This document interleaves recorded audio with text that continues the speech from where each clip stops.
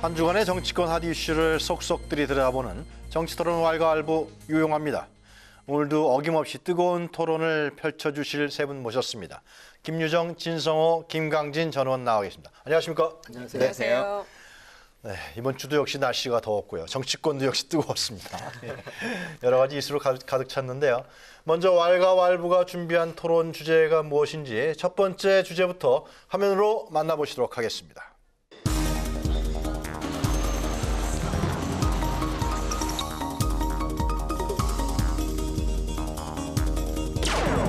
이해찬 민주당과 한몸이 된 지 30년이 되었습니다. 제 정치 인생의 마지막 소임으로 문재인 정부 성공, 정권 재창출, 나라다운 나라, 자랑스러운 민주당을 반드시 만들어 내겠습니다. 이제 와서 뭘 하려고 하느냐, 무슨 욕심이냐, 이런 만류와 비아냥과 비난을 무릅쓰고 나왔습니다. 변화와 혁신을 위한 마중물이 되겠다는 일념으로 오늘 이 자리에 섰습니다. 저 정동영에게 10년 만에 기회를 주셨습니다. 여러분께서 한 덩어리로 뭉쳐만 주신다면 반드시 민주평화당을 대한정당으로 이끌어 올릴 것입니다. 여러분, 지지율이 있는 존재감 있는 정당으로 만들어낼 것을 약속드립니다.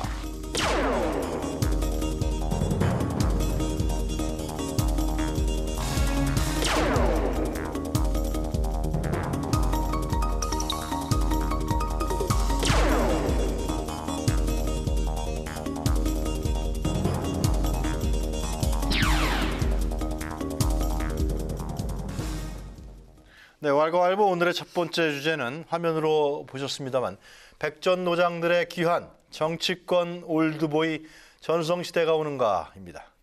요즘 정치권에서는 올드보이란 말이 참 많이 거론되고 있습니다. 얼마 전 정동영 의원이 민주평화당 대표로 뽑혔고요. 또 이해찬 의원과 손학규 상임고문이 더불어민주당과 바른미래당의 당권을 노리면서 전면에 나선 상황입니다. 이 세 사람은 지난 2007년도 대통합민주신당 대통령 후보 경선에서 또 경쟁했던, 그때 만났던 사이이기도 합니다. 11년 만에 각자 또 다른 당으로 정치권에 다시 등장하게 됐는데요. 먼저 이 올드보이라고 그러는데 이 올드보이란 말이 맞습니까? 저는 그렇게 내키지 않는데. 예, 하여튼. 그런데 올드보이라는 말은 듣는 사람 입장에서는 제가 볼 때는 조금 거북스러운 단어일 겁니다. 글쎄 말이에요. 예. 그래도 이제 뭐 고령화 시대로 가기 때문에 지금 뭐 다른 나라도 지금 뭐 트럼프를 비롯해서 상당히 많은 그 노익장을 과시하는 분들이 있기 때문에, 그런데 다만 이런 생각은 듭니다. 지금 앵커가 말씀하신 것처럼 이해찬, 자 손학규, 정동영 이 세 분이 11년 전입니다. 2007년이니까. 그때는 정동영 지금 대표가 그 당시 나이로는 50대 중반일 때입니다. 그때 대통령 후보가 됐습니다. 그리고 그때 경쟁했던 손학규, 이해찬 당시 후보는 떨어졌지만 이때 이분들도 50대, 60대 초반이었기 때문에 상당히 이제 왕성한 활동을 할 텐데 이분들이 11년을 넘었는데 한 분은 여당, 집권 여당의 대표, 당대표로 나오고 다른 두 분은 야당의 대표로 나왔다는 것이 정말 이렇게 사람을 안 키웠나 싶기도 하고, 또 하나는 그 정도로 이 세 분이 자기 관리를 잘했다는 생각도 저는 듭니다. 왜냐하면 어쨌든 죽은 줄 알았던 사람들이 계속 있고 요즘 뭐 꺼진 불도 다시 보자가 지금 정치권에 유행이라는 거 아닙니까? 그래요? 그렇죠. 왜냐하면 이해찬 전 총리가 이제 그때 공천 못 받아가 탈당하고 할 때만 해도 민주당에서는 저 사람 끝났다고 했는데 당대표야 된다고 하면 어떻게 되겠습니까? 공천 안 주는 거 아니야? 뭐 그렇게 되는 거기 때문에 진짜 사람이나 알 수 없다는 것이고요. 그럼에도 불구하고 저는 이 이해찬 후보와 다른 분은 좀 다르다고 보는 이유가 집권당의 당대표는 저는 고령도 가능하다고 보는데 도전하는 야당의 경우는 과연 나이 든 분들이 맞느냐? 이건 물론 뭐 당의 스타일에 따라 다를 수는 있는데 이거에 대해서는 서양의 케이스를 보면 대개는 젊은 당대표들을 그렇죠. 내세워가지고 이제 이 집권을 원하는데, 그렇다면 하면 여야 할 것 없이 지금 뭐 자유한국당은 빠졌지만 비대위원장 체제지만 비대위원장도 54년생 이분들보다는 좀 어리지만 적지 않은 나이기 때문에 지금 한국 정치의 사당 대표가 어떻게 하면 이분들이 이제 한다고 생각하면 민주당하고 바른미래당은 좀 더 결정된 건 아닙니다. 그렇게 된다고 가정하면, 아니 민주당은 이해찬 후보가 안 된다 하더라도 다른 분 중에는 나이가 더 많은 분도 계시고 하기 때문에 송영길 후보는 50대예요. 그렇지만 어쨌든 김진표 의원은 70대이기 때문에 그건 알 수 없지만 어쨌든 한국 정치가 리드를 키우지 않았다는 점만은 분명해 보입니다. 그래요. 우리 김유정 전 의원께서는 이 세 분 다 잘 아시죠? 네. 잘 다 대표는 안 하십니까? 아니요, 국회에서 정치 생활을 같이 많이들 경험했을 거 아니에요, 그죠? 네, 그랬었네요. 지금 생각해 보니까 이제 가장 오래 뵌 분은 이해찬 의원이시죠. 글쎄요, 예. 제가 이제 1991년에 당에 신민당이 왔을 때 그때 이제 초선 의원으로서 뭐 패기 있게 평민당부터 시작하신 분 아니에요? 예, 하던 분이니까 그때 생각하니까 벌써 세월이 이렇게 흘렀나 싶기도 하고요. 근데 지금 이제 소위 올드보이들의 귀환이다 뭐 이런 얘기가 지금 이제 정치권에 뜨거운 화두가 되고 있는데 네. 각 당의 처한 상황이 뭐 변화, 개혁 뭐 이런 것도 지금 중요하지만 사활을 걸어야 되고 지금 생존의 기로에 서 있는 당들이 지금 특히 야권은 대부분이어서 네. 그만큼의 연륜과 경륜과 어떤 쌓아온 정치적인 노하우가 필요한 시점이기 때문에 네.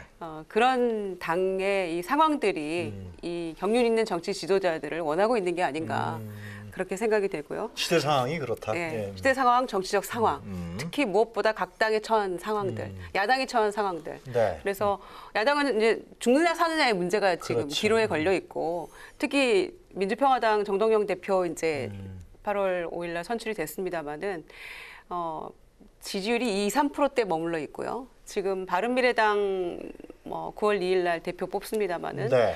뭐 5~6% 왔다 갔다 하고 있잖아요, 지지율이. 그런 상황에서 생존의 기로에 서 있기 때문에 뭐 변화나 뭐 세대 교체나 지금 이런 그런 슬로건보다는 아무래도 당을 좀 안정적으로 이끌어가고 네. 살아남을 수 있는 그런 전략, 이런 차원에서 아마 이런 경륜 있는 지도자를 원하고 있는 게 아니라 이런 생각이 드는데요.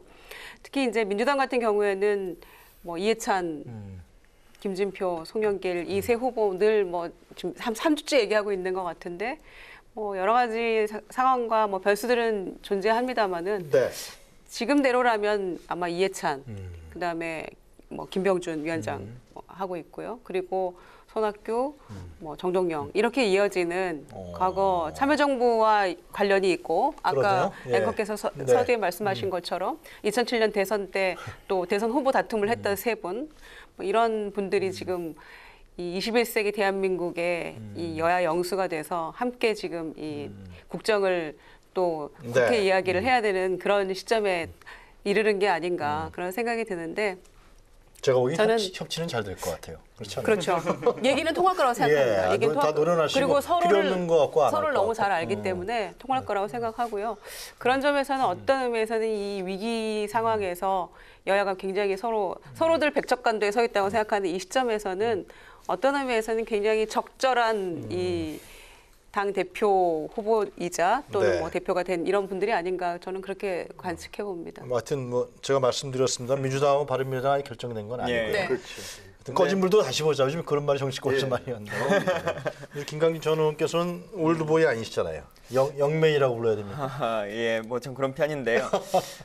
근데 이 올드보이의 기간은 어떻게 보세요?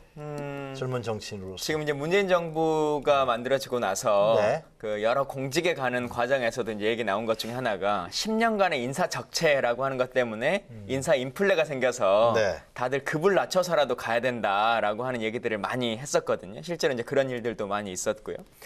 근데 2007년과 2018년이라고 하는 10년의 터울을 다시 생각해 보면 네. 정당이라고 하는 구조도 전혀 이제 변하지 않는 그냥 잃어버린 10년의 시절을 보낸 것은 아닌가 싶거든요. 딱 그 기간에 말씀하신 것처럼 사람을 키워내지도 못했고 네. 어떤 당 안에서의 구조적인 개혁을 해내지도 못했고 그래서 결국은 예전에 10년 전의 정치라고 하는 스타일이 그대로 있는 상태에서 그 구조 안에서 선거를 치르려고 하니 결국은 그 사람들이 다시 치를 수밖에 없는 구조. 그러니까 이 세 분도 뭐 당선 다 되신 건 아닙니다만 네. 다들 당대표도 다 하셨던 분들이거든요. 아, 한 번씩 다 했나요? 예, 당대표도 다 한 번씩 하셨던 분들이고 심지어는 뭐 2번씩 하신 분들도 있고 뭐 그래요? 한 상태에서 다시 또 나온 그냥 단순하게 나이가 많다라고 하는 것을 넘어서서 이미 한 5년 전, 10년 전에 그 정도의 위치에서의 한국 정치를 이끌어 왔었는데 아직도 계속 해야 된다라고 하는 그 자체는 뭐 어느 정당을 넘어서서도 좀 대한민국 자체의 정치로 보면 좀 서글픈 일인 거라고 생각합니다. 우리 개인적인 얘기입니다만 김강진 전 의원께서는 그 예. 청년 비례로 해서 국회의원 하셨던 거 예, 아니에요? 그죠? 그랬었죠. 그런 제도를 또 만들었었는데 청년으로 진출하는 그 국회의원들이 많지 않은 모양이죠. 이제 그 전에 제도가 뭐 386이다 뭐 해서 제 많이 제도가 들어서. 한번 있고 나서 네. 원래 이제 저희 당의 당원 당규로 만들었었는데요. 네. 김종인 대표가 들어오면서 이제 그것도 없어져가지고 없애버렸어요? 예, 이번에는 이제 아예 그조차도 뽑혀지지 못하게 됐는데 네. 사실 뭐 말씀하셨던 것처럼 386 정치인들이 김대중 대통령의 젊은 피 수혈이라고 하는 것을 통해서 새로운 한 세력을 형성했고 네. 또 어찌 보면 이제 그분들이 한 20년간 대한민국 정치를 이렇게 끌어오셨는데 그분들 스스로도 새로운 사람을 키워냈느냐. 뭐 이후에 더 얘기 나오겠습니다만 저희 당 같은 경우만 해도 50대 송영길 의원이 세대 교체를 하자라고 한 얘기를 하고 있지만 네. 다른 두 후보에 비하면 젊은 축에 들어가는 건 맞지만 그분 같은 경우만 해도 이미 사선의 국회의원에 광역단체장까지 했던 네. 거의 한 20년간을 대한민국 정치에서 중심을 다 했던 사람인데 이제 와서 세대 교체라는 말이 맞는 것이냐라고 하는 근본적인 질문도 좀 던져봐야 될 것 같습니다. 네, 저는 뭐 이해하시죠? 네.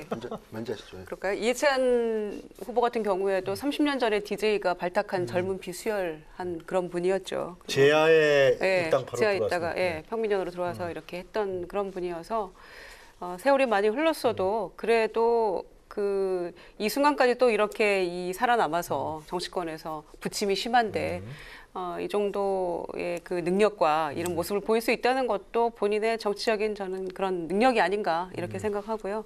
또 뭐 손학규 후보나 또 정동영 대표나 마찬가지라고 생각을 합니다. 그래서 앞으로 이제 우리가 지금 거론하고 있는 소위 올드보이들이 다 대표가 된 이후에 이분들이 앞으로 그 펼쳐나갈 이 정치의 모습이 과연 어떤 것인가, 신의 한 수가 될 것인지 아니면 정말 국민들이 원하지 않는 패착이 될 것인지는 봐야 되겠습니다만은 한편으로는 저는 기대가 되기도 하고요. 그래요? 왜냐하면은 지금 상황이 그렇게 뭐 녹록치만은 않은 상황이잖아요. 그리고 문재인 대통령의 이제 지지율도 드디어 이제 변곡점을 찍는 것인지 모르겠습니다만은 여러 가지 경제 민생 문제가 네. 동시에 걸려 있어서 사실 1년 전과 비교하면 이제 지금도 높습니다만은 네. 상당히 좀 변화가 지금 일어나고 있는 그런 시점이어서 60% 이하로 그렇죠. 됐죠. 이런 어떤 그 리더의 지혜가 좀 필요한 시점이 아닌가 이렇게 생각하는데 이분들은 전부 뭐 나이가 문제가 아니다. 생물학적 나이보다는 마인드가 중요한 것인데 다들 변화 계획을 외치고는 있어요. 그런데 이제 이분들이 펼쳐나갈 그런 모습이 어떤 건지는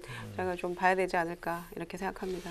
저는 근데 이 이름들을 보고 느끼는 거는 제가 이제 2000년대 노무현 대통령 시절에 네. 칼럼을 좀 쓰면서 이 이해찬, 정동영 그리고 또 한 분 더 있습니다. 김근태 이 세 명을 쓴 적이 있는데 그 뭐냐면 그 당시에는 후계자란 말을 썼습니다. 그러니까 노무현의 후계자는 누구인가? 이거 뭐냐면 노무현 대통령 시절에 노무현 대통령이 마음속으로 나는 이 사람이 내 다음 대통령이 됐으면 좋겠다고 생각하는 사람이 분명히 있었을 건데 그때 보면 김근태 당시 복지부 장관 임명하면서 그의 마음을 갖다가 또 이해찬 총리에 갔다가 정동영 장관도 그 당시에는 뭐 상당히 후계자는 이야기 나왔는데 그때 이 노무현 퀴즈가 지금 그대로 살아 돌아온 겁니다. 그리고 김병준 지금 비대위원장도 사실상 네. 물론 그 정도 그 당시에 후계자 급은 아니었지만 노무현 대통령 시절에 장관까지 지냈기 때문에 나름대로 이제 노무현 퀴즈에 속하고 다만 손학규 이제 후보는 이분은 그 당시에 경기도지사를 할 때 노무현 대통령하고 이제 뭐 경포대라는 말씀 굉장히 세게 붙였던 분이기 때문에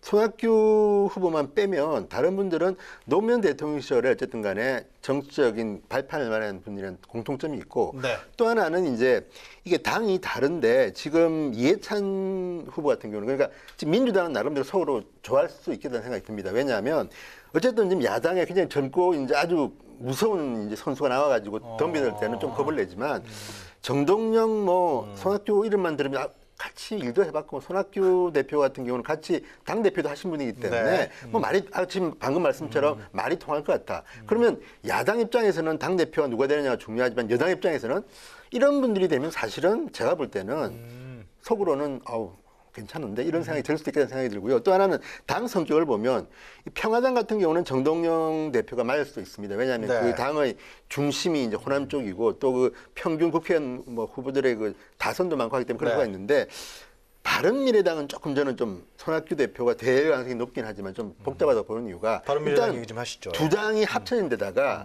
지금 바른미래당의 그 포지션이라는 거는 자유한국당도 비판하고 민주당도 비판하고 뭐 어쨌든 굉장히 좀 나름대로 좀 펄펄 끓는 이런 게 돼야 되는데 손학규 후보가 굉장히 개인적으로 훌륭한 정치인인 건 맞지만 이 중에서도 나이가 제일 많으십니다. 그리고 또 하나는 현직도 아닌데 과연 이분이 두 개 된 당을 갖다가 할 수 있을지. 저는 오히려 물론 이거는 뭐 다른 당이니까 제가 뭐라고 할 이야기는 아니지만 지금 젊은 후보들도 좀 나온 걸로 알고 있습니다. 국민의당 출신이든 이쪽 다른 당 소속이든 그러니까 이준석, 그러니까 하태경, 등등하기 때문에 장성민 해갖고. 이런 분들이 오히려 저는 이런 당에는 대표가 되는 것이 이 당을 위해서는. 왜냐하면 이 당이 앞으로 어떻게 성공할지 실패할지는 아무도 모르지만 지금 이 당의 의원들이 내는 목소리를 보면 굉장히 발랄하고 중간에서 할 말 다 하는데 손학규 당대표라고 생각하면 조금 제가 볼 때는 민주당과 색깔도 비슷하고 뭐 그런 생각이 좀 듭니다. 그리고 자유한국당 입장에서도 지금 자유한국당도 김병준 대표를 통해서 좀 바꾸고 싶어 하는데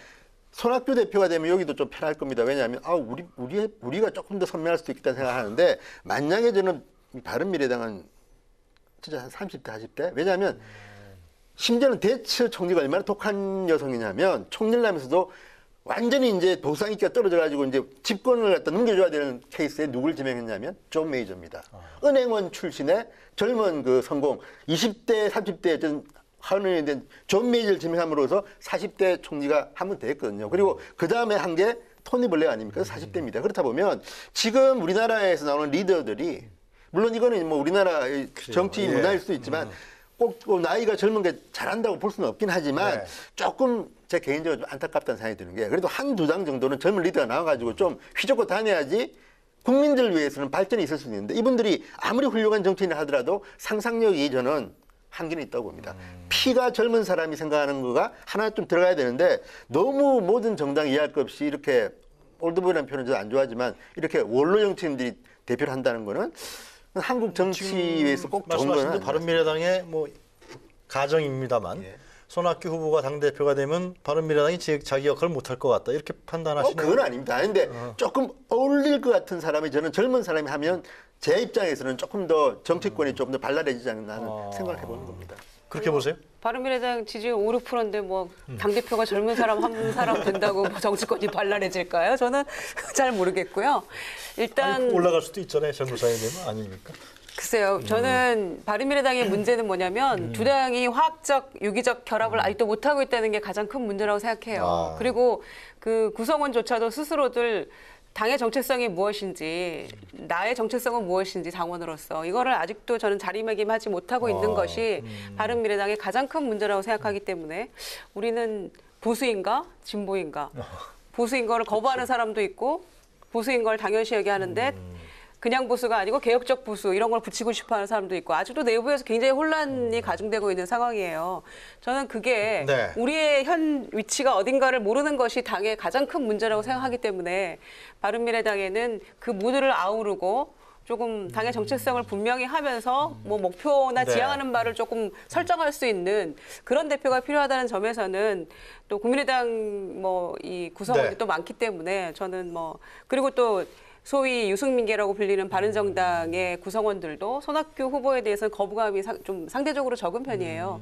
그렇기 때문에 그런 역할들을 충분히 해낼 수 있지 않을까 이렇게 생각하고요. 기본적으로 이 손학규 후보는 통합주의자입니다. 그래서 중도개혁 통합정당이라고 한 것 같은데. 통합주의자여서 돌이켜 생각해 보면 오늘날 문재인 대통령 탄생에 가장 큰 역할을 한 사람이 손학규 후보죠. 통합민주당 말씀하시는 거죠? 통합민주당 때 혁신과 통합이라는 이해찬 지금 그 당대표 나온 그분을 포함해서 한명숙 그다음에 소위 패족이라고 불렸던 친노들을 전부 다 아울러서 당에 그때 반대했던 박지원 전 대표 이런 분들 굉장히 이제 많이 반대를 했었죠. 그럼에도 불구하고 혁신과 통합을 다 해서 함께 통합해서 새로운 당으로 좀 넓혀가야 한다. 기본적으로 통합주의자이기 때문에 그 상황이 없었다면 오늘날 문재인 대통령도 저는 없었다고 생각합니다. 그래요. 그래서 그런 차원에서는 아마 그런 통합주의자로서의 어떤 정치적 소신 그런 역할을 바른미래당을 자리매김하는 데는 아마 이 시점에서는 가장 필요한 대표가 아닐까. 구성원들의 생각이 조금씩 모아지고 있다. 저는 이렇게 보여집니다. 짧게 이제 발언하면요. 물론 이제 손학규라는 정치인이 훌륭한 분이긴 한데 제가 왜 이런 말씀 드리냐면 그래서 더 그렇습니다. 왜냐하면 손학규라는 정치인은 얼마 전까지는 민주당인지 국민의당인지 또는 새로 생긴 바른미래당인지 좀 애매한 포지션 아닙니까? 이분은 2014년이니까 제가 기억하기 정계 은퇴 선언하신 분입니다. 그렇지 않습니까? 그리고 이분은 쉽게 말하면 국민당 만들 때도 적극적으로 이걸 참가했습니까? 쉽게 하면 이분은 진보 정치인으로서 또는 보수 정치인으로서 자기 생각이 있을지 모르지만 야당의 대표는 내가 이 당을 만들 때 정말 이 당이 필요하다고 생각해야 되고 또 이 당의 어떤 나름대로 포지션에 대한 게 있어야 되는데 저는 손학규라는 훌륭한 정치인을 보면서도 이분이 민주당 소속해도 저는 아무 문제 없는 분이고 통합정치인이라고 하셨지만 지금 근데 바른미래당이 필요한 거는 지방선거의 패배 뭐 등등등등 해서 치고 올라와야 되는데 손학규라는 이미지가 과연 제2야당으로서 당대에 맞는가 아니면 제가 뭐 알겠습니다. 개인적으로 손학규 정치인을 보는 그렇게 관점에 따라서 비하할 다르신 건 것 아니에요. 같아요. 근데 야당으로서 우리가 지금 뭐 소위 말하는 올드보이의 기환이라고 하는 것에 대한 얘기를 하고 있습니다만 안타까운 건 그래서 그러면 더 젊은 후보 중에 너네 쏠 사람 누가 있냐 이제 이게 좀 없는 것 이게 안타까운 건데요. 결국은 똑같은 얘기에 반복일 수 있겠지만 이분들이 돌아온다는 것은 결국은 그동안 사람을 키워내지 않았던 것이고 그래서 결국은 지금 내세울 만한 젊은 후보가 없다라고 하는 한국 정치의 현실. 그러니까 진짜 이것을 좀 근본적으로 바꿨으면 좋겠다라는 생각이 있고요. 손학규 대표에 대해서는 근데 참 고민스러운 것 같아요. 바른미래당의 당원들이나 이분들의 입장에서도 말씀하신 것처럼 사실 가장 중요한 것은 두 개로 갈라져 있는 사실상 갈라져 있는 이 두 세력을 어떻게든 합치는 것. 이게 바른미래당의 제1의 과제다라고 하는 것을 인식하면서도 그래도 바른미래당이라고 하는 정당의 기본적인 목적 중에 하나가 양당 안에서 양당을 벗어나서 제3당으로서의 어떤 새로운 목소리라고 하는 새로운 가치라고 하는 걸 내세워야 될 텐데 손학규 대표로서는 그 새로운 가치를 낼 수 있을까라고 하는 그 고민점도 있을 것 같아서 그래요. 근데 뭐 초기 단계로서는 일단 당을 좀 아우르는 역할을 좀 맡으시고 또 어느 시기가 되면 본인 스스로가 어떤 결단을 내리시는 것도 방법은 아닐까 이렇게도 보여집니다. 자, 민주당 얘기 좀 해보죠. 네, 민주당도 지금 뭐 하여튼 올드보이라고 하는 올드보이 용은 그만 써야죠. 나이 드신 단어가 네. 원로 정치인 정도로 예, 원로 정치. 그냥 경륜이 있는 정치인. 네. 경험이 풍부한. 하여튼 그분이 두 분 지금 김진표 의원하고 이해찬 의원하고 지금 어떻습니까? 아직 좀 시간이 좀 남았나요? 송영길 의원도 뭐 혁신 정치인이라고 보기엔 사실 좀 어렵지 않을까요? 객관적으로. 그 얘기는 아까 또 하시네. 예, 아니 그 두 분만을 말씀하셔서 그러니까 전체적으로 뭐 저희 당의 모든 후보들이 좀 그런 느낌으로 있는 것 같아요. 물론 안타까워요. 근데 네. 말씀하신 건 지금 집권당이기 때문에 어느 정도의 안정감은 다른 야당보다는 훨씬 더 뭐 필요할 수 있다라고 하는 걸 생각할 수 있겠습니다만 여튼 이제 선거의 상황으로 보면 기본적으로는 이해찬 후보가 조금 더 앞서가 있는 상태인 것 같고요. 현재요? 예, 현재는. 당원 분위기가 중요한. 전체적인 이제 판세는 좀 그런 것 같습니다. 그리고 저희가 2년 전 선거와 좀 다른 것 중에 하나가 2년 전에는 그 지역별 순회 경선을 했었는데 네. 이번 같은 경우는 25일 날 그냥 하루에 그냥 다 하는 원샷으로 선거를 치르기 때문에 전국에 있는 대의원이 당일날 다 올라오셔야 되거든요. 어디 모입니까? 잠실체육관에서 이제 하게 되는데요. 그러다 보니까 조직력이라고 하는 것을 넘어서서 전국 조직력을 동시에 가지고 있을 만한 세력이 있어야 이제 선거에 좀 유리한 상황이라서 그런 면에서 보면 이제 이해찬 후보가 다른 후보에 비해서는 조금 더 높지 않겠느냐 이런 평가들이 많습니다. 그런데 그 지금 뭐 언론에서도 논란이 되고 있습니다만 문 실장 발언 이건 어떻게 보세요? 사실 뭐 문 실장 발언은 그 전체적인 흐름에서는 그렇게 크게 작용하지는 않는 것 같고요. 네. 왜냐하면 그 맥락 자체로 봤을 때는 본인이 총리를 하던 시절에 참여정부의 문재인 비서실장이었다 이렇게 이제 표현한 거니까 그건 크지 않은데 친하다. 예, 사실 지금 저희 당 선거에서 가장 포인트 그리고 이제 뭐 여러 가지 설왕설래가 나오는 것은 이재명 지사와의 관계 이제 이것 때문에 훨씬 더 선거 판도 안에서는 말들이 많죠. 저는 근데 그게 참 중요한 게 저도 그 들어보니까 이해찬 후보가 저는 말 실수한 것 같지도 않고 굉장히 어색하지도 않고 그냥 자연스럽게 이야기한 겁니다. 대부분은 문재인 대통령이라고 하지만 이제 과거를 회상하는 장면에서 문 실장 나온 건데 근데 문제는 이게 너무 자연스럽게 나왔기 때문에 본심일 수가 있습니다. 그건 사실입니다. 저는 본심이 나온 거고 또 그렇다고 해서 아니 그런 분이 대표되면 또 어떻습니까? 저는 이거는 민주주의 성격상은 아무 문제 아닌데 왜 이게 부각됐느냐. 다른 후보가 이제 공격을 한 겁니다. 무슨 이야기냐면 지금 김정진 전 의원님 말씀처럼 이번 선거는 이 당원들 특히 열혈 당원들 문재인 대통령을 좋아하는 당원들의 마음이 중요한데 자 아니 어떻게 대통령 보고 문 실장이라고 하냐 이거 하나에 상당히 많은 표심이 흔들립니다. 게다가 많은 분들이 걱정이 이해찬 사람은 참 좋은데 그래도 옛날 상관 아닙니까 상사 부하 직원 아닙니까 문재인 대통령 그러다 보니까 그때 국무총리 그렇죠. 비서실장. 급으로 보면 훨씬 높습니다. 그러다 보니까 당시 수석이죠. 그러니까 아니 이거 저 당 대표가 대통령 갖다가 너무 막 하는 거 아니냐 이런 걱정이 있는 차에 이 발언이 터져 나오는 건데 네. 그럼에도 불구하고 저는 많은 분들은 상식적으로 판단하기 때문에 큰 문제는 없을 거라고 보지만 이게 어떤 문에서는 이제 이해찬이라는 후보의 이 사람을 이제 이렇게 규정짓는 것 중 하나입니다. 근데 다만 김진표, 송영길 후보는 제가 볼 때는 상당히 이 선거 캠페인을 갖다 주도 미래 하는 이유가 가장 제가 볼 때는 문심에서 좀 멀다고 보기 때문에 그렇게 하는 것이고 이해찬 후보는 본인이 너무 가깝다고 생각하기 때문에 이렇게 말실수를 한 건데 이것도 저는 어느 정도 영향은 주지만 네. 뭐 결정적으로 그렇게 크게 저는 영향을 줄 것 같지는 않습니다. 아 그래요. 예. 하여튼 뭐 25일 날인가요? 25일입니다. 25일 날. 그러면 전국의 대의원들이 다 예. 오고. 그 전에 이제 여론조사는 있는 것이고요. 당원들 네. 상대로 하는. 소위 그 집권 여당의 당대표 후보 3명이 전부 다 경륜도 있고 뭐 올드보이다 이런 얘기도 하고 있는데 경륜 있는 정치인이라고 하는 게 맞겠네요. 그리고 제가 이제 얘기했습니다. 송영길 후보 같은 경우에도 뭐 50대 중반인데 그 송 후보로 교체하면 세대 교체가 맞는 거냐 뭐 이런 사실 퀘스천 마크까지 나오고 있는 상황 아닙니까? 그런데 이 세 사람이 모두 문심을 운운하면서 대표의 선거에 임하고 있다는 자체는 정치의 좀 비극이라고 저는 보여집니다. 그러니까 집권 여당 대표 후보자로서의 어떤 비전, 우리 이런 거는 지금 누가 무슨 얘기를 잘 모르잖아요. 그리고 다만 문 실장 발언에서 논란이 되고 가깝다, 뭐 그 정도로 친했다는 얘기다, 과거에 인연이 있었다는 것이다. 그리고 뭐 송영길 후보도 뭐 친문이다 이런 얘기 하고 있고 김진표 후보도 마찬가지고요. 무슨 공진당 받았다고.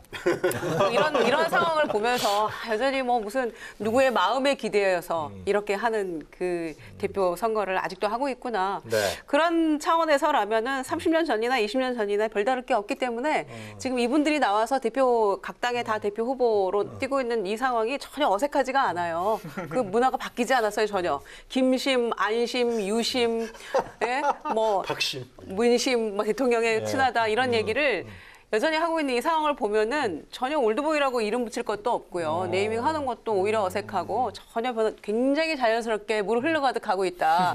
오히려 이렇게 보여지고요.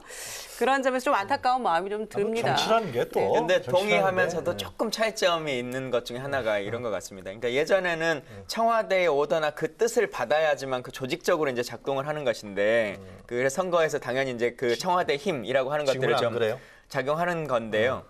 지금 이분들이 이제 문심이라고 하는 얘기를 하는 가장 큰 이유 중에 하나는 저희가 2년 전에 추미애 대표 전당대회 때만 해도 당원이 권리당원 20만 명이었거든요. 네. 근데 지금 유권자가 70만 명입니다. 권리당원이. 권리당원의 숫자가. 그러니까 권리당원의 숫자가 거의 3배 가까이 이제 늘어나 버린 상태이고 이분들이 기본적으로 이제 문재인 대통령 때문에 저희 당에 입당하신 분들이어서 그러니까 문재인 대통령의 마음을 좀 더 얻고 싶다라고 하는 것보다 개별 당원들이 결국은 문재인 대통령을 가장 선호하니 당원들이 호소하는 그 방식의 키워드가 결국 계속 문심이라고 하는 단어가 튀어나오는 거죠. 근데요, 이게 집권당의 당대표고 또 문재인 대통령이 힘이 굉장히 셀 때 당대표 아닙니까? 그렇다고 하면 아무래도 지금 말은 공개적으로는 나는 아무도 지지하지 않는다고 하지만 마지막 순간이 되면 청와대 쪽에서 지지하는 후보가 생길 수도 있다고 보는 게 과거에도 보면 자, 이명박 대통령이 되자마자 그때는 정말 힘이 셀 때인데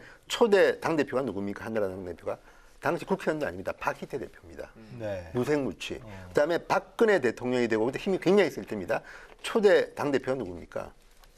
황우려 대표입니다. 무색무취. 이번에도 제가 볼 때는 지금 세 분이 나오셨는데 이 세 분 다 제가 볼 때는 뭐 송영길 후보도 제가 볼 때는 그렇게 뭐 혁신 이런 이미지하고 옛날 정치인으로 보이고 지금 말씀하신 것처럼 그렇다면 문재인 대통령이 볼 때는 누가 제일 편안한 파트너가 있을 수는 있다고 봅니다. 근데 공개는 안 하겠지만 근데 마지막 순간에 어떻게 될지 는 잘 모르겠습니다만 문심은 저는 작동한다. 왜냐하면 지금 대통령이 힘이 셀 때 좀 파트너가 마음에 맞아야지 너무 뭐 제가 대통령하고 싸우자 그러면요 이거 힘들지 않습니까? 그러니까 조금 더 알겠습니다. 시간이 지나면 또 근데 정동영 대표가 예. 그러니까 대표 된 다음에 그 당사에다가 김대중 노무현 전직 대통령 사진을 걸었다 그래요. 예. 이 민주당 뺏기는 거 아니에요?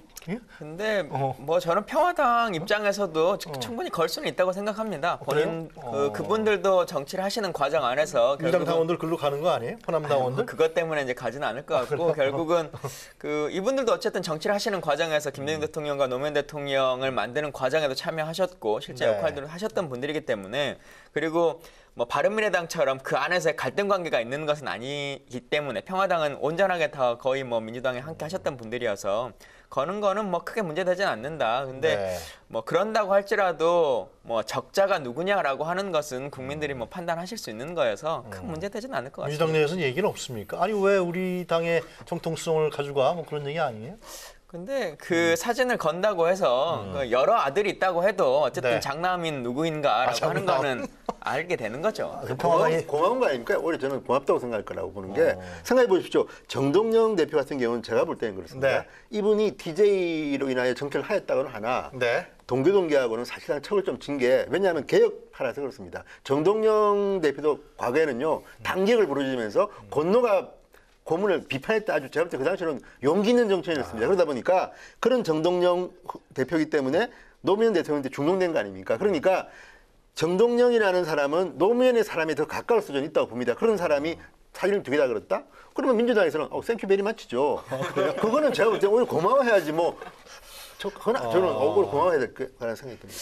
이 보니까요 대표 후보로 나온 분들은 한 번씩 이렇게 그 당의 총재, 당시 총재들에게 이렇게 반기를 든 강단 있는 정치인들이 조금 여전히 생존하고 있고 네. 이렇게 살아오는 게 아닌가. 그래서 살아남는 게 아닌가. 그 정도의 소신과 강단이 있기 때문에 이런 생각이 문득 들었는데 금방 정동영 이제 대표 말씀하셨습니다만은 그때 권영학 고문에게 막 대들기도 하고 정풍운동 막 이러면서 뭐 이제 기억이 나네요. 대단했어요. 세신의 피바람 막 이런 거 얘기했었는데 공공문이 사실상 저거 해준 정치인이었는데. 그렇죠.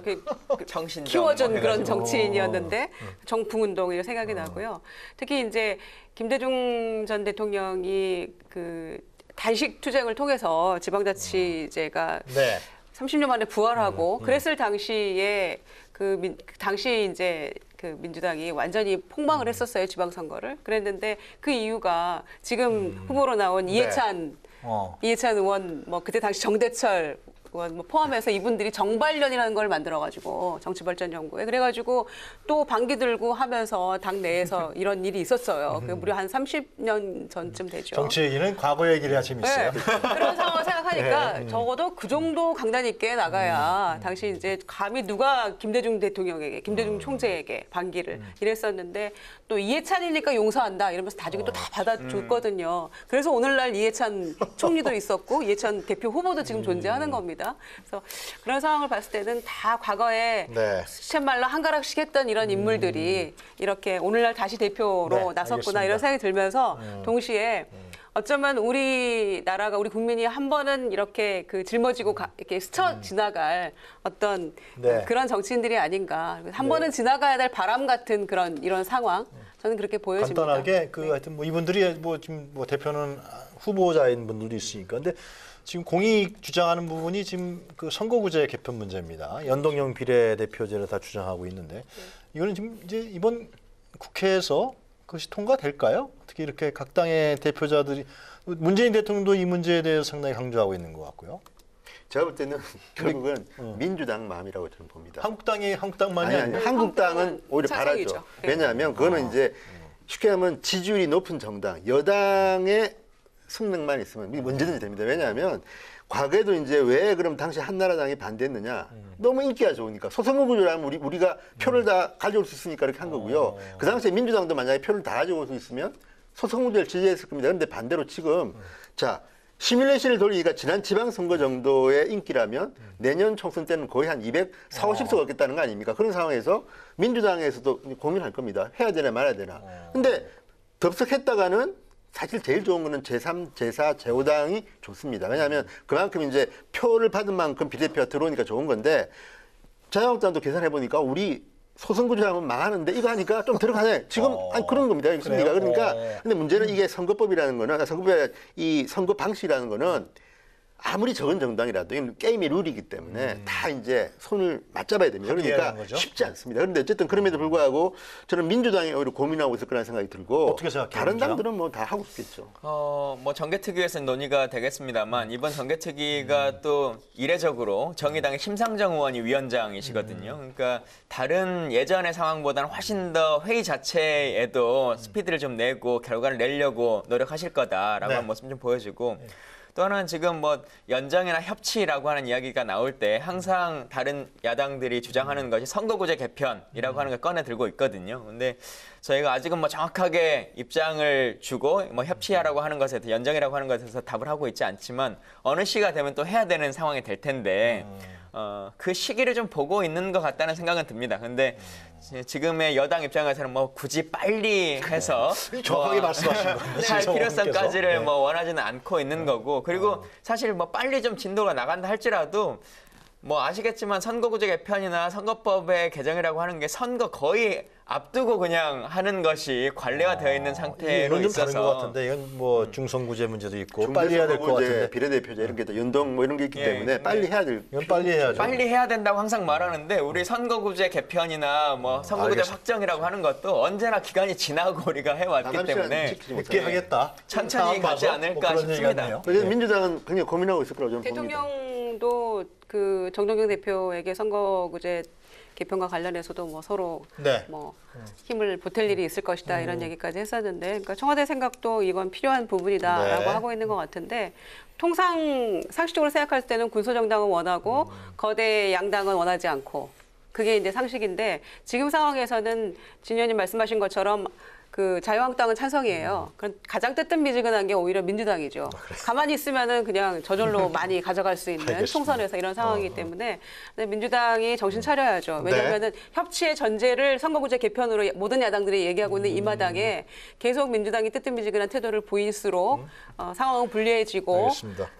이 개혁 입법이고 뭐고 다 물 건너간다. 근데 이렇게 야당들도 선거구제 생각해야죠. 개편을 다 얘기하지만 사실은 각 당이 다 원하는 선거구제 개편은 다른 것이거든요. 그걸 합의하는 것도 사실 쉽지 않은 문제죠. 조금 어렵습니다. 그러니까. 알겠습니다.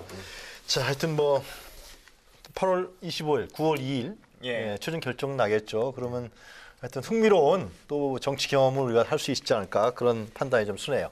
자, 첫 번째 주제는 이 정도에서 정리를 하고요. 두 번째 주제로 넘어가도록 하겠습니다. 두 번째 주제 화면으로 먼저 만나보시도록 하겠습니다.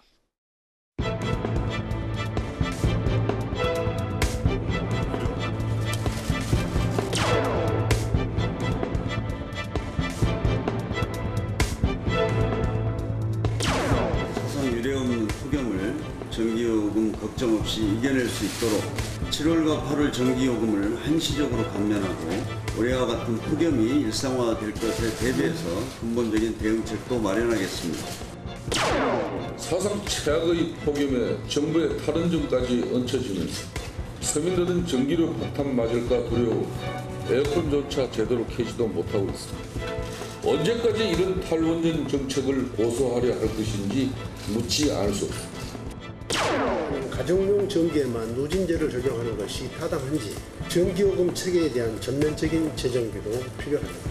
탈원전의 속도 조절을 포함한 국가 에너지 정책에 대한 논의를 추진할 것을 다시 한번 요구합니다.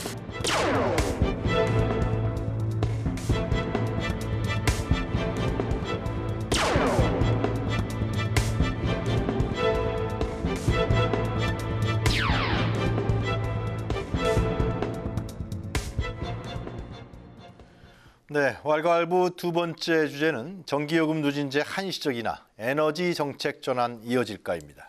연일 기록적인 폭염이 계속되죠. 9월까지 간다는 얘기도 있어요. 국민들의 그런데 전기요금 걱정이 더 커지자 정부와 여당이 7월과 8월 두 달 동안 한시적으로 전기요금을 인하하기로 했습니다. 누진제를 완화하는 방법으로 가구당 약 20% 가까이 전기요금이 줄어들 것이다 이렇게 설명하고 있는데요. 근데 집집마다 조금씩 사정은 좀 다른 것 같습니다. 실효성이 있다 없다 이런 얘기도 나오는 것 같은데요. 자, 전기요금 누진제 이 문제, 탈원전 문제 재검토까지 나오는 것 같은데요. 이거 어떻게 보십니까? 이거 뭐 잘한 거잖아요, 정부에서. 그죠? 예, 뭐 기본적으로는 뭐 이렇게 진행해야 되는데 네. 사실 좀 근본적인 고민을 하나 저희가 해야 될 것 중에 하나가 네. 한국전력이라고 하는 것이 일반 공기업이 아니고 상장되어 있는 이제 회사인데 한국전력은 결국 주주들의 회사인 거거든요. 근데 네. 이렇게 이제 전기세를 깎아주겠다, 누진세를 뭐 어느 정도 한시적으로 적용하겠다라고 하는 발표 난 날 한전의 주가가 폭락했어요. 예, 근데 그 피해를 정부가 지는 건가, 그 책임을 2,700억 정도의 상황이라고 하는데 그걸 정부가 줄 것인가, 지금 상황으로 보면 주주가 좀 책임지는 이제 이런 상황이 돼서 그거에 대한 근본적인 고민도 사실 좀 해볼 필요성이 있겠다라고 하는 생각을 좀 드리고 싶고요. 네. 누진제는 기본적으로는 가정용 누진제를 계속 존치할 거냐라고 하는 것에 대해서 뭐 저는 그렇죠. 개인적으로 안 했으면 좋겠다라고 하는 생각을 갖고 있는데 네. 이 부분에 대한 것도 정부가 좀 답을 내야 될 시점인 것 같고요. 그리고 지금의 이 폭염의 상태에서 지금 7, 8월에 지금 이 정도의 감면이라고 하는 것으로 국민들이 좀 만족할 수 있을까? 생각보다 큰 것 같지는 않아요. 예, 그죠? 생각보다는 크지 않다는 생각들이 있어서 약간은 조금 더 정부가 더 작용을 해줬으면 좋겠다는 생각이 듭니다. 알겠습니다. 근데 이제 제가 볼 때는 정부가 이 국민들이 고통받는다는 걸 알고 이제 대통령도 한 말씀 하시고 총리도 한 말씀 하시고 네. 장관도 한 말씀 하시고 그래가지고 국민들 기대가 엄청나게 올랐습니다. 야, 정말 이번에는 정말 우리 에어컨 틀 수 있나 보다. 그런데 4인 가족 기준으로 한 2만 원, 그리고 대부분 뭐 만 얼마 정도 이제 경감된다는 게 계산하니까 나온 건데, 그러니까 이제 그 인터넷 댓글이 거의 90% 이상이 사실은 비판하는 댓글이 많았고, SNS에 보면 그런 겁니다. 아니, 치맥 한 번 안 먹으면 되겠네. 무슨 말이냐면 요즘 이 닭을 갖다 시키면요 보통 2만 원 가까이 나옵니다. 네. 배달비까지. 그런데 그거 한 번 안 먹으면 되지 뭐 에어컨 그렇게까지 뭐 했나는 거고요. 또 하나는 그 국민들 입장에서 볼 때는 왜 이게 지금 이렇게 된 데는 이 민주당, 그러니까 민주당이 야당 출신했던 말이 있기 때문에 더 열받는 겁니다. 그러니까 저도 기억하는데 변재일 당시 정책위 의장이 박근혜 정부 시절에 한 말이, 저도 그때 그거 보고 속이 시원했는데 이분이 말씀을 좀 충청도 말씀을 참 구수하게 하시는데 뭐라고 했냐면, 아니 식당 가봐, 백화점 가봐, 너무 추워. 근데 집에 갔더니 전기값 끝나서 에어컨도 못 틀어. 이게 무슨 나라냐. 누진세 없애라. 막 이런 식으로 해서 어쨌든 당시 굉장히 반향이 큰 그 뭐 말씀하셨는데. 박근혜 정부 때 얘기하는 거죠? 그때 야당이었던 예. 민주당의 이야기입니다. 그리고 변재일 의원이 당시에 이제 과거에 공무원을 했기 때문에 좀 압니다. 그런데 자, 같은 논리로 하면 지금 그렇게 해야 됩니다. 여당이. 그리고 저도 개인적으로는 누진세를 없애든지 아니면 확 그 구간을 올리라. 왜냐하면 이번에 알게 된 게 뭐냐면 200kW 뭐 H를 뭐 300으로 올리고 그러면 1구간 한 700 정도로 확 올려가지고 그까지는 마음대로 쓰게 하고 난 뒤에 더 쓰는 사람은 돈 좀 더 받든지. 그런데 저도 찾아보니까 우리나라 전기요금, 가정용 요금이 선진국보다는 쌉니다. 그렇지만 누진세는요 2배, 3배 하는 나라 없습니다. 0.5배 뭐 2배는 안 되는데 우리나라만 이렇게 누진세를 하는 이유가 뭐냐면 73년도 오일 쇼크 때부터 이렇게 했다는 거 아닙니까? 그러면 지금은 가난한 집이나 부잣집이나 특별한 극빈자를 말고는 냉장고, 에어컨 있는 집이 많지 않습니까? 그러면 부자나 가난한 집이나 기본적으로 쓰는 전기값은 비싸다고 합니다. 그렇다 그러면 지금 김 의원님 말씀처럼 네. 누진제를 없애는지 아니면 그게 힘들다면 그 상한도를 확 높여가지고 어느 정도까지는 마음대로 쓰게 하자. 그런데 이번에 너무 화가 난 겁니다. 이번에 국민들이. 500kg까지 와트까지 올린 뭐 겁니까? 110도 올렸는데 그렇게 네. 계산해도 한 2인 가정은 10,000원 정도, 4인 가정은 2만 원 정도 절약한다는 건데 그걸 하려고 이렇게 시끄러웠나. 그러니까 차제에 한번 저는 누진제는 없애는 쪽으로 한번 정부가 방향을 잡는 게 맞다는 생각이 듭니다. 네, 누진제 폐지 찬성하는 국민이 한 80% 가까이 되잖아요. 네. 그러니까 간절히 원하고 있는 거죠. 그리고 이 문재인 정권이 항상 이 국민 여론에 기대어서 지금 많이 해왔잖아요. 그러면 국민 여론을 받아들여야 되지 마땅하지 않을까 이런 생각도 해봅니다만은. 그러니까 1구간이 200kW에서 300으로 100 조정된 네. 거고요. 그다음에 2구간이 400에서 500으로 조정되고. 그러니까 이제 그 조정도 중요합니다만은 지금 국민들이 분노는 올라가고 대통령 지지율은 떨어지는 이유가 이겁니다. 이게 컸나요, 누진제가 이게? 그러니까 화가 많이 났죠. 왜냐하면은 대통령이 휴가 후에 일성이 이 부분이었거든요. 맞아요. 폭염도 재난이고 국민들이 편안하게 이런 말씀하셨는데 그래서 뭔가 굉장한 기대를 했어요. 그리고 아기 있는 집에서도 그냥 이걸 더 틀어야 되나 말아야 되나 막 주저주저 하는, 굉장히 이제 두려워하잖아요. 사실 경제도 어려운 상황에서. 그랬는데 고작 해야 10,000원, 20,000원 지금 이렇게 된 거 아닙니까? 그러니까 시쳇말로 이 정부가 장난하는 것도 아니고 굉장히 뭔가 그럴싸한 그리고 국민 이 정도면 참 후련하다 이렇게 만족할 만한 뭔가 대책을 내놓을 것을 기대를 했는데 대통령의 또 지시사항이기도 했으니까요. 그런데 뭐 그 이전에 총리도 지금 폭염 재난 얘기했었고 대책을 세우는 중요한 대통령이 또 강조하셨기 때문에 굉장히 획기적인 적어도 7, 8, 9월까지는 좀 뭔가 늦더위가 또 계속되니까 속 시원한 뭔가를 대책을 기대했는데 거기에 못 미치니까 오히려 얘기 안 하는 힘만 못한 그런 역효과가 있지 않나 이런 생각도 들고요. 산자부에서 왜 그걸 못 박근혜 정부 때는 상당히 제가 기억으로는 감경시켰던 것 같은데. 그러니까 누진제가 완화가 됐죠. 그때 그때도 두 가지였었는데 네. 하나는 5% 이제 감면을 해주는 게 있었고 6단계로 있었던 누진제 체계를 이제 3단계로 네. 바꾼 거였는데요. 그때도 이제 2015년도에 워낙 더웠어요. 그래서 이제 막 말들이 많으니까 1년 정도 후에 2016년부터 바꿨거든요. 그러니까 그 해는 바로 해결하지 못하고. 근데 전 그래서 이번에 정부 발표를 할 때도 예를 들면 지금 당장은 우리가 예비비나 뭐 이런 걸 확보하지 못한 상태이기 때문에 예비 자원이 충분하다고 백운규 장관이 전기 말고요. 그러니까 비용으로 어쨌든 2,700억 지금 상태로만 봐도 정부 2,700억 정도를 감당해야 되는 상태이기 때문에 정부의 감당 폭이라고 하는 걸 고려해서 뭐 이번에는 한두 달 정도 1, 2만 원 정도밖에 할 수 없다. 그러나 장기적으로는 뭐 누진제와 관련해서 어떻게 입장을 내겠다든지 아니면 말씀하셨던 것처럼 실제 지금 우리 4인 가족 기준이 에어컨을 쓰지 않고 상시적인 전기만 쓴다고 할 때 350kW를 쓴다라고 하는 게 정부 통계청이거든요. 네. 그리고 거기에 에어컨을 쓰면 이제 17만 원 정도가 더 들어가는 거예요. 그러니까 그게 10시간 더 썼을 350kW 치면 5만 5천 원 정도가 나오는 거고. 그러니까 기본적으로 쓰면 에어컨을 8시간 정도를 쓴다 그러면 한 23만 원 정도가 일반적인 가정 비용이거든요.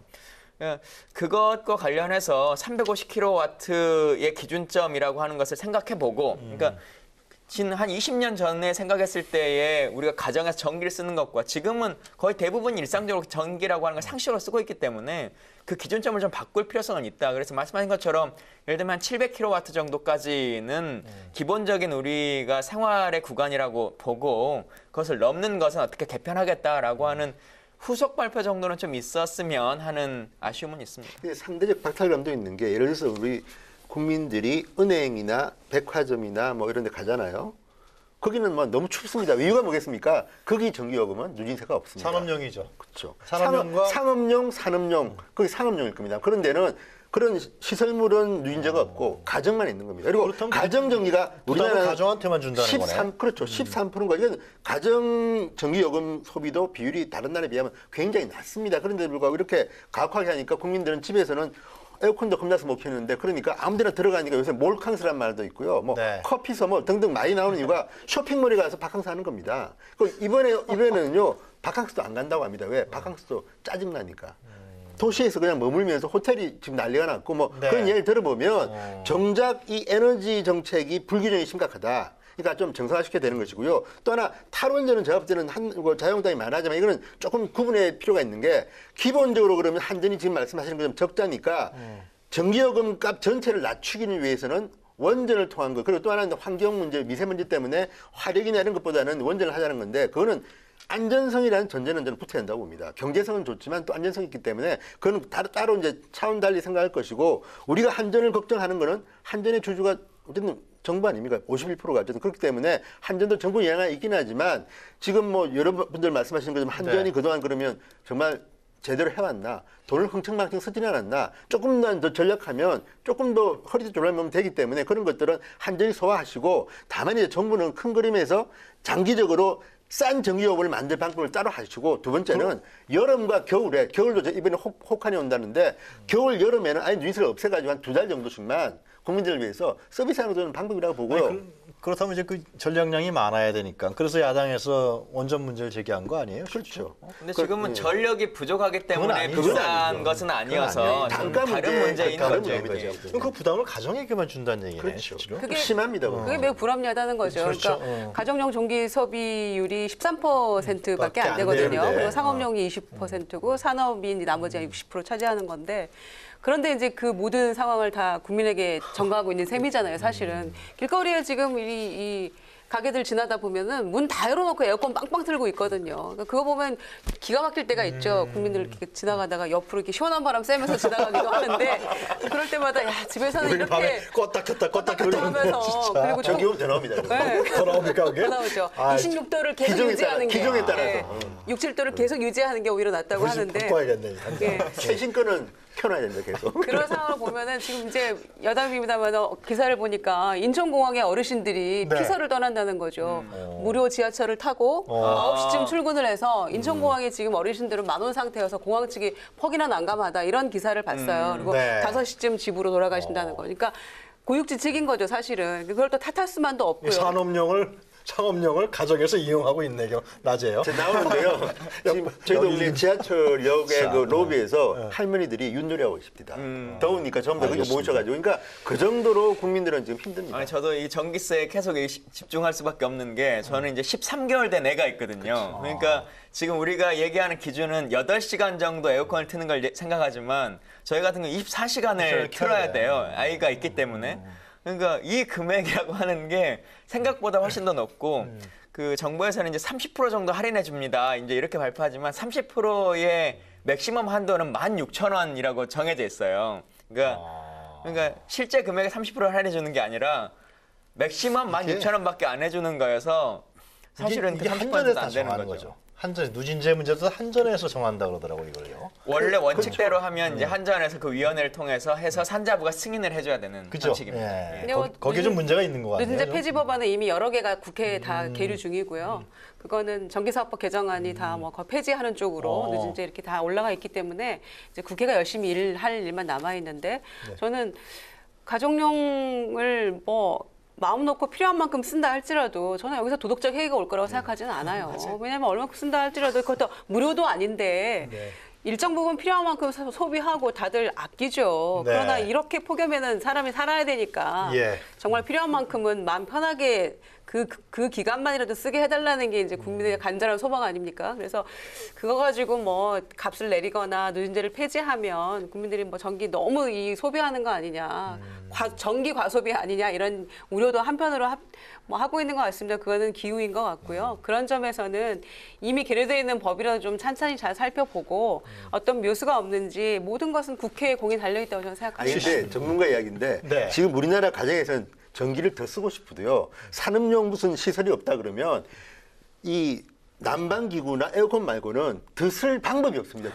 전기를 어디다 쓰겠습니까? 그러니까 이거는 지금 정부가 그러네요. 말도 안 되는 이야기고 알겠습니다. 유인세는 빨리 없애는 게 저는 좋을 것 네, 같습니다. 박정희 때 이 글쎄 말이에요. 지원했던 산업용 요금 73년도 지금까지 하고 있다는 그걸 거예요. 올려서 한전 재정 부담하고요. 네. 가정용은 얼마든지 써도 지금 14%에서 15% 정도밖에 안 올라간다 그래요. 그러니까 민주당에서도 그런 한계가 있기 동일한 때문에. 의견이죠. 그러니까 알겠습니다. 좀 예. 바꿔야 된다고 생각합니다. 배궁규 장관이 이 누진제 얘기 나왔을 때 전기요금에 대한 근본적인 개편에 대해서 고민하겠다 그랬단 말이죠. 하여튼 처음 그렇게 말을 막 이렇게 8월이 가기 전에 좀 나왔어요. 해가지고 사람들도 기대치를 높여놓은 거죠. 나오겠죠. 미리미리 8월 안에. 해야 됩니다. 근데 네, 겨울도 대비해야 아주 되죠. 이전 정권이 좀 해놨으면 편했을 텐데 말이죠. 그것도 저는 인정돼요. 그런데 문제는 그럼에도 불구하고 지금 왜 안 하면 찍도 좁혀인데. 진짜 겨울에를 대비해서도 해야 됩니다. 그리고 여름도 여름이지만 진짜 생존과 관련한 그 난방기구는 겨울에 훨씬 더 있기 때문에 에너지 빈곤층은 예, 겨울에 오히려 그렇죠. 더 많죠. 문재인 대통령이 이제 냉방기 쓰는 것도 국민 복지다 이런 얘기를 했던 걸로 기억하거든요. 폭염도 재난이니까요. 예, 복지 차원에서 접근했으면 좋겠다. 그런 생각이 듭니다. 자, 전화가 많이 걸려오는 인기 코너 들어가도록 하겠습니다. 오늘 우리 김유정 의원께서 먼저 준비하신 사진 한 컷 보도록 하겠습니다. 네, 11월 15일이 수학 능력 시험일인데요.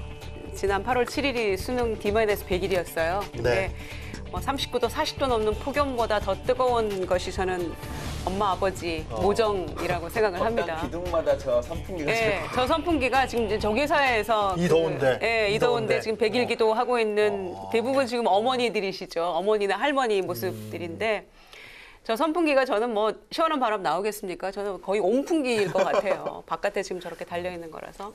그래도 이 엄마는 뭐라도 붙들고 조금 기도하고 싶은 그런 마음이 아닌가 이렇게 생각을 하고요. 김정은이 뭐 경험 수험생이 저는 지금 수험생이 있죠. 아. 작은 애가 고3이기 때문에 네. 저희도 이제 8월 7일 그 자정, 그러니까 6일에서 7일 자정 넘기면서 100일 남겨놓고 이제 가서 뭐 정해진 세리머니가 있는 건 아니에요. 네. 그렇지만 케이크 사다 놓고 그냥 합격 뭐 이런 거 띠두르고 이렇게 길을 온 식구가 불어 넣어주고 그런 뭔가를 했어요. 이제 그런 것처럼 모든 가족이 다 같은 마음이 아닌가, 수험생을 둔 모든 가족들의 마음이 아닌가 이렇게 선풍기처럼 생각하고요. 기도는 안 하셨습니까? 지금 방송도 와야 되니까요. 100일 기도까지는 못하고요. 그랬는데 아마 이제 100일이 갖는 여러 가지 의미가 있잖아요. 네. 방긋이나 100일 곰이 쑥과 마늘 먹고 100일 만에 사람이 된 것처럼 이 100일에 대한 어떤 여러 가지 의미 부여하는데 네. 정말 이 폭염에 수험생도 고생이고 뒷바라지하는 뭐 네. 가족도 함께 마음고생하고 있는데 수험생들 힘내시고 남은 100일, 이제 97일 남았어요. 그러니까 체력관리, 건강관리 열심히 잘 해서 좋은 성과 거둘 수 있었으면 하는 바람입니다. 그리고 나서는 뭐 청년 실업의 등록금 문제 여러 가지 또 첩첩산중의 고민들이 산적해 있습니다만은 네. 그래도 주어진 시간 안에서는 일단 알겠습니다. 여러분이 할 수 있는 최선 다해서 좋은 결과를 맺길 기대하겠습니다. 하여튼 수능은 어김없이 찾아오는 것 네. 같아요. 저도 이제 그 참. 딸을 먼저 보낸 입장에서 보면요. 시작일 뿐입니다. 합격해도 대학교, 요즘은 대학교들라도 또 관리를 해야 되고 그러니까요. 힘들고요. 네. 또 하나는 자기소개서 잘 쓰면 아직까지는 수시가 많기 때문에 열심히 한번 고민해 보십시오. 알겠습니다. 자, 경험담이시네요. 자, 진성호 전 의원님께서 준비한 이 사진 한 컷 보도록 하겠습니다. 예. 지금 이제 저 소상공인 연합회를 포함해서 이제 소상공인들이 지금 100만인 서명 받기를 합니다. 왜냐하면 최저임금 제도 개선을 요구하는 건데, 물론 저분들이 이제 내년부터는 나를 잡아가라 그러고 이제 별도 계약서를 만들겠다는데 네. 저는 그런 방식은 동의하지 않지만 저 정도로 저분들은 지금 절박한 겁니다. 그리고 저분들이 이제 광화문 광장에서 이제 뭐 이렇게 농성도 하고 이제 뭐 삭발식도 하고 하시는데, 어쨌든 정부가 저분들의 주장이 맞다 떠나가지고 해결해야 됩니다. 지금 이미 이분들 말고도 인천에서 서울로 출퇴근하는 그 광역버스가 이제 거의 70~80%가 이제 문을 닫는다고 합니다. 도저히 우리 운영 못하겠다. 그러면 인천에서 서울로 출근하는 수많은 분들이 이제 고통을 겪을 겁니다. 여기에 대한 대책도 정부가 세워야 되고, 또 소상공인 저렇게 말씀하시지만 지금 자영업자가 거의 6년, 7년 만에 식당, 술집 손님이 줄었다는 거 아닙니까? 네. 그러면 이분들 어떻게 할 건지. 특히 요즘은 덥다 보니까 저도 식당 가면 진짜 손님도 없습니다. 그리고 에어컨을 틀어놨는데 이거 어떻게 하지 뭐 그러는데요. 정말 국민들은, 모든 분들이 다 국민들입니다. 이분들은 숫자가 많지 않습니까? 네. 저는 걱정되는 게, 어떤 칼럼에는 문재인 정부가 진정성은 이해하겠으나 이런 어떤 경제적인 상황에 대한 파악이 잘못돼가지고 5년 내내 이 최저임금제 때문에 끌려다니는 것 아니냐는 걱정도 하십니다. 저는 이 문제는 최근에 뭐 경제 관련 참모들과 대통령 간의 이야기가 정의당 전 의원의 입에서 나온 걸 보면 네. 걱정이 많이 됩니다. 저는 이게 대통령은 여당, 야당이 아니라 대통령입니다. 국민들의 대통령입니다. 그러면 국민의 대통령은 모든 국민들의 행복을 위해서 노력해야 되기 때문에 정당 눈치 볼 것 없이 정말 소신껏 한번 이분들에 대한 대책을 좀 세워달라, 이런 부탁을 좀 드리고 싶습니다. 이번에 청와대 자영업 비서관인가요? 예. 선임했죠? 그렇죠. 예, 하여튼 좀 기대를 좀 해보도록 하겠습니다. 자, 김강진 전 의원께서 준비하신 사진 한 컷 보도록 하겠습니다. 예, 김동연 부총리와 삼성의 이재용 부회장이 이제 만난 사진인데요. 사실 우리가 이제 국정농단 사태 때도 이재용 부회장이 청와대와 뭐 비밀리에 만나고 여러 가지 이제 이야기를 나누고 했던 것들이 이제 문제가 많이 됐었는데, 네. 물론 이렇게 이제 공개적으로 만나고 정부는 정부의 입장을 얘기하고 기업은 기업의 입장을 얘기하는 것도 좋다, 뭐 그렇게 생각하실 수도 있겠습니다만, 뭐 그 자체는 뭐 나쁜 일은 아니겠습니다만, 결국 이제 연이어서 삼성이 얼마를 투자하겠다, 뭐 4만 명을 고용하겠다, 그리고 삼성을 방문하기 전에 이미 한 3개, 4개의 기업을 방문해서 김동연 부총리가 그 기업은 또 어떻게 투자하고 어떻게 일자리를 만들겠다 이런 발표를 하셨거든요. 근데 저는 이거 좀 너무 이제 그 대한민국의 정치와 경제가 좀 후진적인 모습인 거 아닌가. 앞서도 한전 얘기를 잠깐 드렸습니다만, 삼성이 우리가 어떻게 투자하고 어느 정도의 인력을 사람 뽑겠다라고 하는 건 주주들에게 얘기를 하고 발표를 해야 되는 것이 정상적인 경제 운영인 것이지, 그건 주주총회에서 해야 될 말이지 정부를 상대로 해야 될 일은 아니다. 다만 예를 들면 정부의 기조나 국가 이제 변화 과정 안에서 네. 뭐 노동권이나 뭐 이런 것에 기조를 따라가겠다라고 하는 것은 충분히 기업들이 맞춰가야 되는 것이 맞겠습니다만, 국가를 위해서 뭐 투자를 해주고 정부의 눈치를 봐서 투자를 하고 이런 시대들은 좀 넘어섰으면 좋겠다는 생각이 듭니다. 알겠습니다. 그래도 하여튼 뭐 투자하면 좋은 거 아니에요, 그죠? 그렇죠. 180조 한다니까 일자리도 4만 명 든다 그러니까요. 젊은 애들이 기대를 많이 하더라고요. 네, 하여튼 자 국민들은 폭염에도 힘들고요. 또 하루하루 늘어만 가는 생활비에도 힘이 듭니다. 더구나 영세 자영업자들은 어려운 경제 상황에 인건비 부담까지 늘면서 생존권도 위협받는 상황이라고 하는데요. 정부나 여야 할 것 없이 경제 활성화를 외치고 있습니다. 다음 주부터 8월 임시국회가 열립니다. 현장의 목소리들을 꼼꼼히 듣고요. 정책과 법안으로 이어지길 바라겠습니다. 정치토론 왈가왈부 오늘은 여기까지입니다. 세 분 고생하셨습니다. 감사합니다. 네, 저희는 다음 주 금요일 다시 찾아뵙겠습니다.